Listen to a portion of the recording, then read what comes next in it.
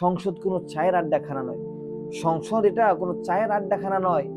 এটা তো দেশের নীতি নির্ধারণের একটা প্ল্যাটফর্ম। এখানে মানুষ শালীন বিতর্ক চায়, এখানে অশালীন বিতর্ক চায় না মানুষ। এখান থেকে আমরা তাদেরকে জনপ্রতিনিধি হিসেবে পাঠাইছি ওই সংসদে, কিন্তু তারা এমন এমন মন্তব্য করে। এটা কোনো কথা? এটা মানে কিভাবে বলতে পারলো? এটা আসলে এর তীব্র নিন্দা।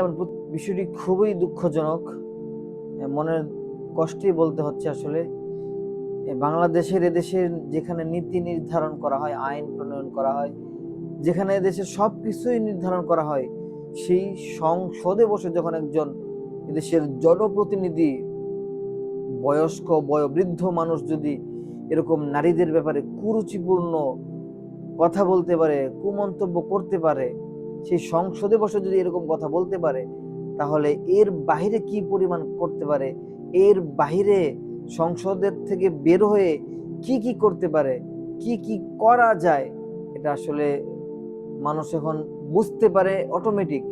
এটা আসলে বলতে হয় না। কিছুদিন পূর্বে আপনারা দেখছেন, মোটামুটি অনেকটাই সোশ্যাল মিডিয়ায় একটা দলের লোক, নেতাকর্মী, সে ঢাকা থেকে গ্রামে যাবে, একটা অন্য এলাকায় যাবে, সেখানে তার খুশির জন্য, তাকে আনন্দের জন্য একজন যুবতী মেয়ে দেওয়া দরকার। আহা, কি, কেমন এদের মন মানসিকতা, কেমন আসলে এদের দলের মধ্যে কি এরকম অবস্থা?